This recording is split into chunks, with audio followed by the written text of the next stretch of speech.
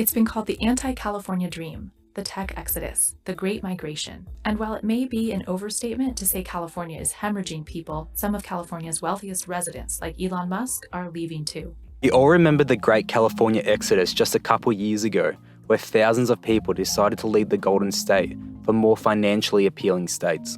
A major reason for such exodus was that California was just too expensive. A couple years after such exodus, how does the state look now? California consistently ranks towards the top of the most expensive states to live in America. It is estimated that only 25% of the state's population can afford to live there based upon their actual income. We just had California's home sales plunge 30% in September from a year earlier. Prices have plateaued from recent months, with a median price of $821,680. The majority of homes sold below the asking price stayed on the market an average of 22 days. This is more than doubling than last year. Clearly, prices are falling in the inflated housing market in California. The California Association of Realtors have stated that statewide median home prices may decline 8.8% next year, following a 5.7% gain this year. We all remember the migration out of California, especially during the COVID pandemic when thousands of California residents left California. A home buyer on a $2,500 monthly budget has lost nearly $120,000 in spending power since the end of last year, as mortgage rates have nearly doubled. A recent report from the Hoover Institution highlighted the ongoing exodus of companies pulling their headquarters out of California to escape the Golden State's high tax and regulatory environment. According to a report released on October 25th, California business headquarters in 2021 left the state at twice their rate in both 2020 and 2019, and at 3 times their rate in 2018. The authors say the growing exodus comes down to economics, plain and simple, noting that state and local policies have raised business costs that are unmanageable. California also has one of the highest corporate tax rates and is ranked the 3rd worst business tax climate. Also, it has the highest gas and diesel taxes in the nation. In 2020 alone, nearly 650,000 people left California for other states, about 210,000 more than moved to California from elsewhere in the US. This phenomenon of departures exceeding arrivals isn't new. Every year since the 1990s, more people have exited California than moved in from other states. Between 2007 and 2016, California lost a net of 1 million residents to other states, with Texas, Arizona, and Nevada the top destinations. Recently, we have seen a major spike of Californians moving south to Mexico. When you look at these stats, you can see that it is clearly more affordable to live in Mexico, especially when it comes to the difference in residential housing. A huge gap is seen. Though the life is good for California expats living in Mexico, the trend is having an opposite impact on local Mexicans that are being priced out as they are not paid in US dollars.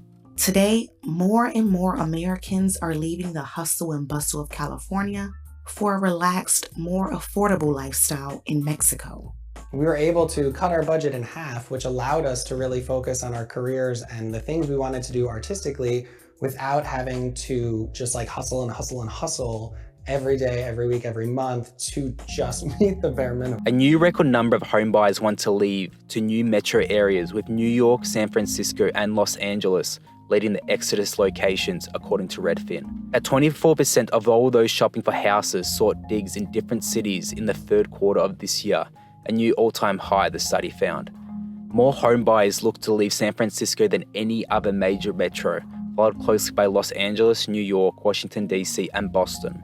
It's not just the high cost of living and housing, which is a major reason for leaving. Just earlier this summer, California declared a statewide grid emergency to cope with surging demand for power in the middle of a blistering heat wave, raising the prospect of blackouts in the years ahead.